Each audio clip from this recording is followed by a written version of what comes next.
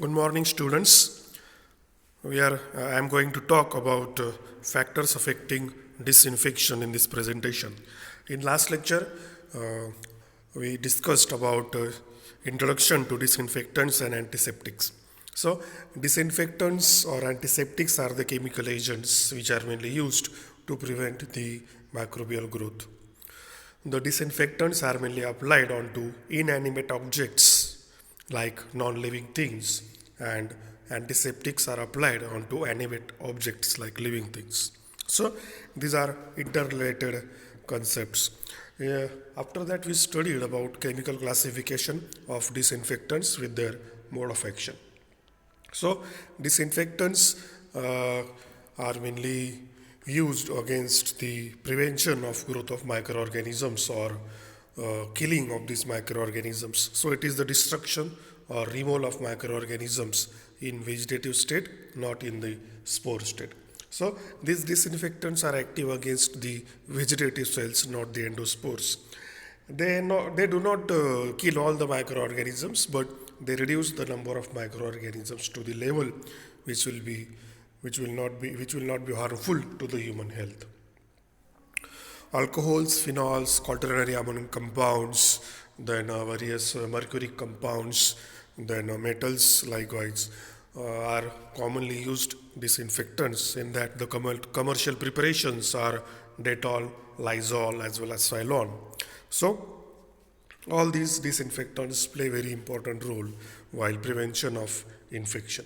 So in this session, I am going to talk about factors affecting disinfection. So disinfection is the process of killing the microorganisms or destruction of microorganisms, and various factors mainly contribute into the effect of this disinfectant. We can say disinfection means disinfectant action. Okay, what is the action of disinfectant? To kill the microorganisms, to reduce the number of microorganisms. So various chemical factors as well as physical factors mainly affect the action of disinfectant. So these factors we are going to study one by one. It is the list of factors affecting disinfection: concentration of disinfectant, temperature, time of contact, pH of environment, surface tension, formulation of disinfectant, chemical structure of disinfectant, types and number of microorganisms present, interfering substances in the environment, potentiation, synergism, and antagonism of disinfectants. So these factors I am going to discuss, I am going to explain one by one. First factor is concentration of disinfectant. In previous lecture, I already told that concentration of disinfectant is particularly important. The disinfectant should be used in optimum concentration. If the concentration is too much low, then it will be ineffective to kill the microorganisms. And if concentration is too much high, then in that case also the activity of the disinfectant may reduce. It mainly depends upon case by case basis. So the lethal effect means killing effect of bacterial population is increased by increasing the concentration of disinfectant, but up to certain level. Beyond that level, the activity of disinfectant may decline, may decrease. However, the effectiveness is generally related to the concentration exponentially, not linearly. Okay, so this relationship, as the concentration increases, the disinfectant action increases. It is not the case. This relationship is exponential. There is optimum concentration of phenol at about 1%. Okay, the optimum concentration of phenol is 1%, means phenol is effective as disinfectant when it is used as 1%. Beyond this concentration, the disinfecting effectiveness becomes less. Okay, so if we further increase the concentration greater than 1%, then it will reduce the effectiveness of the phenol, and that's why the concentration plays a very important role. Okay, so for that purpose, the dilution coefficient is calculated, and the equation is mainly used, so I am not going to talk about that equation. So this concentration exponent, or we can say dilution coefficient, is an important characteristic of each disinfectant and is useful in determining the effect of dilution on the disinfectant. Okay, so likewise various you can say there are mainly various agents which are chemical agents which should be used in optimum concentration. For example, alcohol optimum concentration is 60 to 70%, phenol it is 0.5 to 1, mercury compounds it is 0.1, silver nitrate it is 0.1%, iodine 2%, chlorine compounds 5%, quaternary ammonium compounds 0.1 to 1%, crystal violet which is one of the dye, it is used in the concentration range of 0.01 to 0.05, and glutaraldehyde its concentration should be 1 to 2%. Okay, likewise the optimum concentration of every chemical disinfectant is mainly decided, and that much of concentration should be used while its action. Okay, so first important factor that mainly contributes, that mainly affects the process of disinfection is concentration of disinfectant. Then temperature. The rate of disinfection normally increases with temperature. The effect of temperature on bactericidal activity may be expressed quantitatively by means of temperature coefficient. Okay, so likewise concentration is optimum concentration can be calculated with the help of dilution coefficient. The effect of temperature can also be determined, can also be expressed by temperature coefficient. The temperature coefficient per degree rise in temperature is denoted by theta, whereas 10 degree rise in temperature is expressed by q to the, okay, that is not important for us. Only you should remember that concentration coefficient or dilution coefficient and temperature coefficient are mainly calculated, and on the basis of that the effect of temperature as well as effect of concentration can be expressed. The value of Q10, that is temperature coefficient for phenol, is 4, okay, which means that over 10 degrees Celsius range used to determine temperature coefficient, the activity will be increased by a factor of 4. Okay, so likewise temperature also affects the process of disinfection. Then next factor is time of contact. Sufficient time of contact must be allowed for the disinfectant to exert its action. Okay, if disinfectant is added onto any surface and it is immediately washed away, then what will happen? The disinfectant will not be in contact, sufficient time of contact within that surface, and the role of disinfectant will be useless. Okay, so that's why sufficient time of contact must be allowed for disinfectant to exert its action. It is shown that the principles of first order kinetics may be applied to the disinfection process. Okay, so that we will not see. The survivor time curve may not be constant, and many more calculations are mainly done. So likewise the time of contact is also necessary one. Then the pH of environment is also one of the important factors to be considered. A change of pH during disinfection process can affect the rate of growth of inoculum, the potency of disinfectant, and the ability of disinfectant to combine with a site on the cell surface. A pH of 6 to 8 is optimum for the growth of many bacteria, and the rate of growth declines on either side of this pH range. Okay, so the optimum pH for the growth of bacteria is between 6 to 8, or we can say which is slightly neutral one, that is 6.5 to 7.5. So beyond this pH, means less than 6 or greater than 8, the growth of bacteria may decline, and this property is taken into consideration while formulating these disinfectants. Phenolic and acidic antimicrobial agents have greater activity in acidic conditions. Okay, acridine dyes and quaternary ammonium compounds are usually more active in alkaline pH, while amphoteric surface active antibacterials have optimum activities at widely different pH values depending on the number of nitrogen groups. Okay. So likewise, the structure of chemical agent as well as pH of the environment mainly affect the disinfectant action. Okay. Then next factor is chemical structure of the disinfectant. Chemical structures of compounds affects the disinfectant activity. Substitution of alkyl chain up to 6 carbons in length in para position to phenolic means hydroxyl group increases the activity, but greater than 6 carbons in length decreases water solubility and disinfectant activity. Generally, halogenation increases the antibacterial activity of phenol, but nitration increases antibacterial activity and systematic toxicity also. So likewise, by changing the structure of chemical compound, its disinfectant action is also affected. Substitution of various groups onto the means modification of the structure into the chemical compound may likely to affect the disinfectant action. Okay.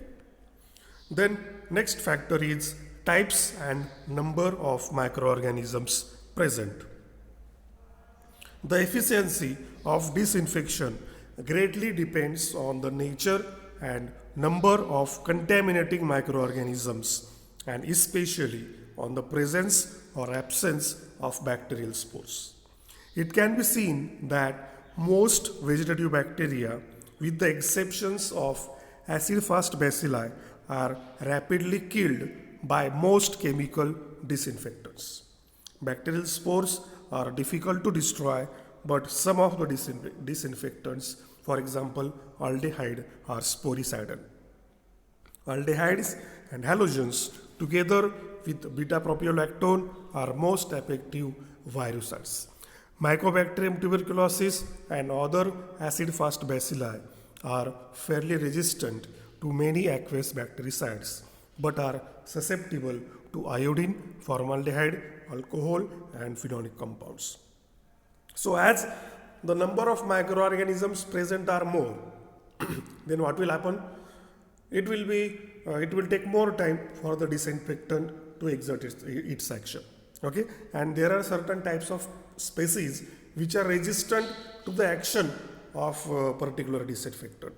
Okay, for example, in case of Mycobacterium tuberculosis, which is resistant to the iodine, formaldehyde, alcohol, and phenolic compounds. Means what? While using iodine, formaldehyde, alcohol, and phenolic compounds, the resistance could be offered by Mycobacterium tuberculosis. Likewise, there are certain chemical compounds which are difficult to act against various spores, because we already know the spore is the tough structure produced by these bacteria. The spores are heat resistant as well as chemical resistant, and that's why these spores could not be effectively killed by some of the disinfectants. Okay, but there are examples of disinfectant which are active against these spores, for example, aldehyde. Okay, so likewise, depending upon type and depending upon number of microorganisms present, the disinfectant action is affected. The next factor is interfering substances in the environment. Material such as blood, body fluids, pus, milk, food residues, or colloidal proteins may reduce the effectiveness of disinfectants if present in small amounts. This may be due to adsorption or chemical interaction or the shielding of microorganisms from adequate contact with the germicide. The presence of oils and fat markedly reduces the disinfecting ability of phenolics. So, the substances which are present into the environment with which the disinfectant is in contact, then in that case these substances, these materials may reduce the activity of this disinfectant.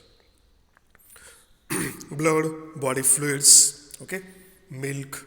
So these substances may come in contact with certain antiseptics and it may interfere with the activity of disinfectant. Okay, so likewise these substances into the environment has impact onto the disinfectant action. Then next one is potentiation, synergism and antagonism of disinfectants. These are the three different terms. Potentiation means increasing disinfectant activity. Synergism means increasing disinfectant activity by addition of second chemical agent or second disinfectant, and antagonism means decrease in activity by addition of another chemical agent of disinfectants. So potentiation of a disinfectant leads to enhanced antimicrobial activity. Synergistic effects are often shown by two antimicrobial agents which is giving an increased activity. Okay, that's why in case of Dettol, in case of Lysol, two disinfectants are used like chloroxylenol and benzalkonium chloride. Okay, so with the use of these two disinfectants, the activity of both is mainly increased. Then antagonism mainly shown by two antimicrobial agents which is giving and decreased activity. For example, antagonism leads to decreased antimicrobial activity and use is made for antagonist in the elimination of antimicrobial properties of materials. For example, sodium thiosulfates and lecithin. Okay, so likewise these are the 8 factors. I think some of the factors are missing in this presentation, so at that I will try to find out. We have covered concentration of disinfectant, temperature, time of contact, pH of environment. Yes, fifth is remaining which is not included by mistakenly in this presentation, that is surface tension. The contact, surface tension means the contact between aqueous solutions of disinfectants is facilitated if they have surfactant properties. Okay, this helps in adsorption of surface active disinfectants on the surfaces of cells as well as in wetting and spreading properties of the solutions. A combination of soap with crude phenol has excellent disinfecting properties. Soaps can be used to lower the surface tension and the extinction time until the soap concentration is equivalent to critical concentration of micelle formation. So you might have prepared one of the solution, that is Cresol with soap solution. So Cresol has antimicrobial property while it is mainly mixed into the soap solution, and reason behind this is that the soap are mainly used to decrease the surface tension. That is the main reason. To decrease the surface tension means to decrease the contact between aqueous solution of disinfectant as well as onto the surface on which the disinfectant is to be applied. Okay, we have already discussed this into the interfering substances into the environment as well as various food residues, milk as well as other substances mainly attached to the surfaces, so they can be easily removed out with the help of these soap solutions. Okay, so likewise the disinfectants are mainly added into the soap solution, and it mainly increases the effectiveness of disinfection. This helps in adsorption of surface active disinfectants on the surfaces of cells as well as in wetting and spreading properties of the solution. So by addition of soap, the adsorption of surface active disinfectant is mainly facilitated as well as wetting and spreading properties of the soap solution is further enhanced. Okay, so likewise surface tension mainly affects disinfection. Then formulation of disinfectant is mainly remaining. Then formulation may be important for effective use of disinfectants. Effectiveness of chlorhexidine and quaternary ammonium compounds may be greater in 70% alcohol than in aqueous solutions. Iodine is virtually insoluble in water and is dissolved in alcohol, potassium iodide solution, or solutions of surface active agents. The presence of a suitable surfactant can moderate the staining and corrosive properties of iodine and increase the stability of preparation. For convenience and economy, it is essential to formulate a disinfectant solution to be as concentrated as possible, which is suitable for dilution with water immediately before use. Okay, so while formulating the disinfectant, number of factors are to be taken into consideration, like concentration of disinfectant and other excipients to be added into the formulation. For example, soap solution may be added, surface active agents may be added. Okay, the iodine is staining. Iodine has staining properties. So, non-staining iodine solution could be prepared by addition of potassium iodide solution or solutions of surface active agents. Okay, the corrosive properties of iodine as well as the stability of the preparation could be modified by addition of suitable excipients or other ingredients. Okay, so that the formulation will become stable. Okay, so likewise these factors mainly affect the process of disinfection. The first one was concentration of disinfectant, that is optimum concentration should be used. Okay, if disinfectant is to be diluted, then higher concentration should be prepared, so that when it is to be used, then it should be diluted. Then temperature of environment, sufficient time of contact must be allowed. pH of environment greatly affect the process of disinfection. Then surface tension mainly means decreasing surface tension enhances the action of disinfectant. Then stable formulation should be prepared. Then chemical structure of disinfectant also affects the process of distribution. As the number of microorganisms are more, it will require more time for the disinfectant to exert its action. Then types of microorganisms also affect the process of disinfection. Then various interfering substances in the environment affect the process of disinfection by interfering with its activities. Potentiation, synergism and antagonism of disinfectants also affect the process of disinfections. Okay, so likewise these were the factors which mainly affect the process of action of disinfectant. Thank you.